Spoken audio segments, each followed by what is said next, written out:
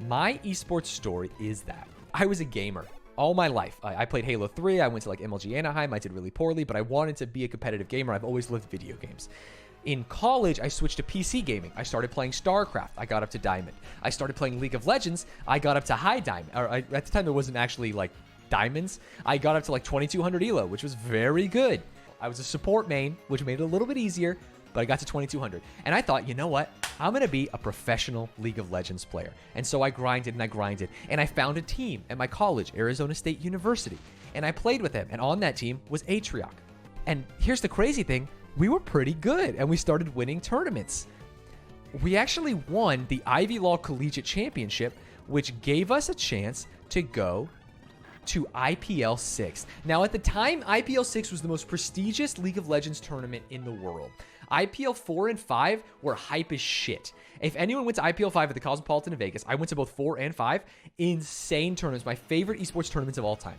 We qualified. We were going to play at IPL 6. We were going to play against Aframu's team. We were going to play against CLG. Holy shit, Mom. I'm going to be a pro gamer. Then a little company called Ziff Davis, a media conglomerate, buys IGN, which owns IPL. And they said, there's something fishy about this IPL tournament. We're losing hundreds of thousands of dollars. And they canceled it. They canceled IPL, and my esports dreams went down the fucking toilet. Swirled right down the toilet. At that moment, I realized, hey, I was decent, but by the end, at the beginning of the ASU team, I was like our starting support. By the end, I actually benched myself and was like, you know what? I think other players are better than me. And so I'll let them play because I want everyone to have the best chance to win. And at that time, I was like, you know what? I'm not going to be a pro gamer. Maybe I can, work for an esports team, be a manager. And I was graduating around the same time. So I went and I cold emailed a couple different esports people, one of them being Steve Aronset.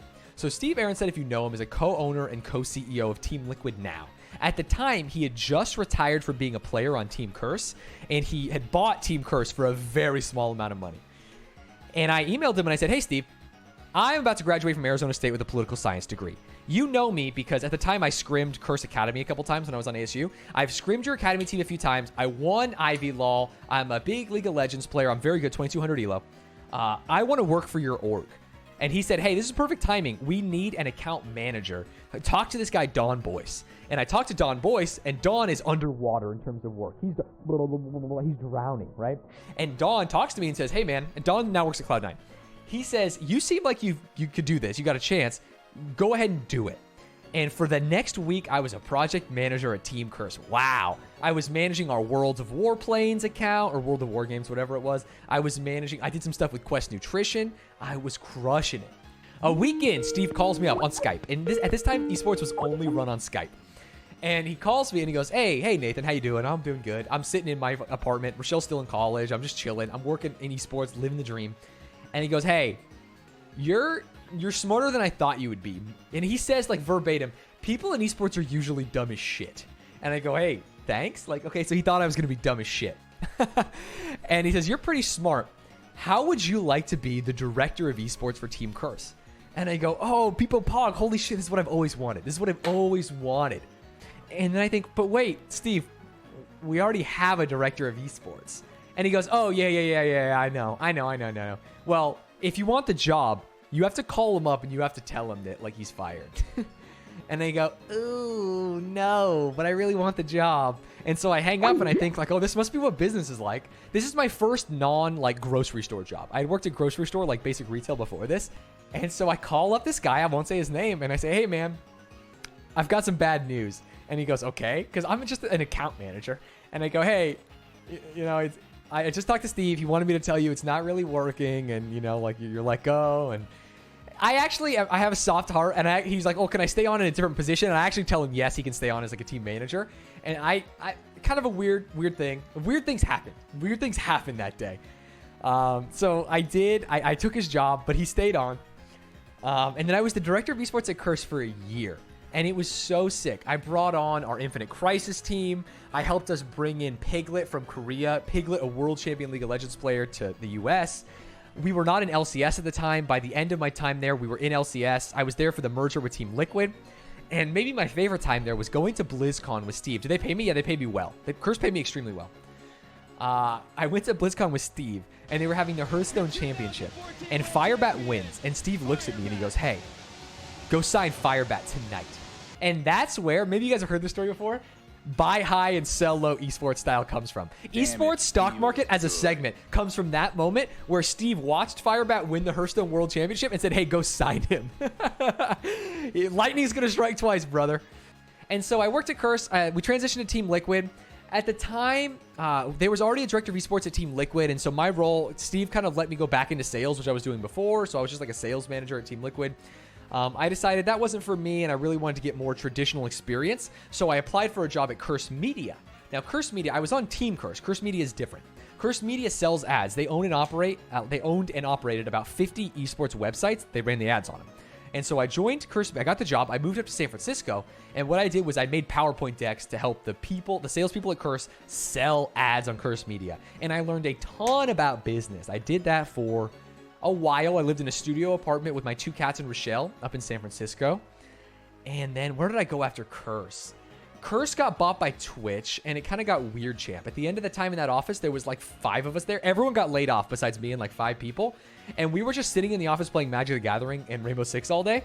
And so I just was like, well, I think it's probably time for me to leave. And so I got a job at Patreon. Now, Patreon, if you don't know, and they would hate if I said this because this is the exact opposite of what we were told to say, was like a crowdfunding service for people who create digital content, like recurring digital content. So streamers, musicians, vloggers, right? Hentai artists, cosplayers. It was like OnlyFans before OnlyFans. And so I joined Patreon as their head of gaming to help them go into the next century in the gaming world. And it was fucking lit. I helped launch some of the coolest creators, like ItMeJP, who does D&D. Do you guys know ItMeJP? I helped him launch his Patreon. Month 1, $17,000. Boom. Crushing on Patreon. Who else did I launch? Danny O'Dwyer, who was at, I think, GameSpot, maybe IGN. Launched him on Patreon. Boom. Month 1, $20K. Fat stacks of gold. Patreon was POC. I worked at Patreon for a year, made some of the best friends. Loved it. And then I get a little stir crazy sometimes. Got a little stir crazy. So I jumped. I wanted to get back into like esports. I was doing gaming at Patreon, but they were asking me to do some music. They were asking me to like work with some actors and actresses. And it just didn't fit with what I wanted to do. I wanted to get back into esports. So I took a job at an agency called GMR Marketing. Here, I'll show you GMR Marketing. First things first, I loved my time at GMR Marketing. But if you're a place that has a gray logo, it's not going to be the sexiest thing in the world. If this is your logo, a gray square with the letters GMR in it, it's not going to be like fucking hip. You know what I'm saying? So I worked at GMR. I worked in the San Francisco office. I'll say it was Peepa's Pod. I did some consulting work. I got to work with the Portland Trailblazers. They launched their esports team. I got to work with a Harrah's Casino as they started to create like esports events. We did a little bit of work with EG and their work with Xfinity. So if you guys saw like the EG house, that was Peepa's Pod. That was cool. I did that for almost a year, and then I met Kent Wakeford. Now, Kent Wakeford is one of the owners of Gen.g. He's the owner and president of Gen.g, and I was trying to sell him. I was at GMR. I wanted to talk to Kent, and I said, Kent, you started an esports team. Let us sell for you. We can sell. We'll get you a bunch of sponsors. You don't have to do anything. And Kent says, hey, I like your style, kid. Why don't you just work for us? Because we're already selling like crazy. We've got Razer. We've got Netgear. Why don't you just come manage those partnerships? And I said, actually, I like esports. Will you give me some equity? He said, yes, sir. I said, yes, sir. And then I joined GMR again, just like Curse, as a partnerships manager. I was director of partnerships or VP partnerships or something. But I did that for about 7 months. And then here's the crazy thing. I got a job offer at Twitch. A job offer at Twitch that was Peepus Pogus. Working with some old coworkers from Curse that I really liked. And I went back to Gen.g and I said, guys, I got an offer I can't refuse. And I told them, I would love to stay at GMR. I love you guys. I love the teams. I got the equity. You know what I'm saying? I want to stay here.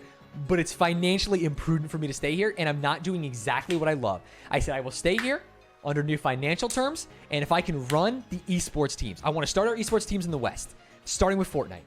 And they said, ooh, yes, sir, you got it. And I said, yes, sir, I'll do it. I launched our Fortnite team. I launched our CSGO team. I launched our Valorant team. I launched our NBA 2K team. I'm having fun.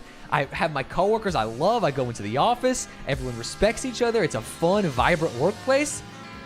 Corona hit, so I get to stream every day too. And here we are, boys. That's the One Night Stand story.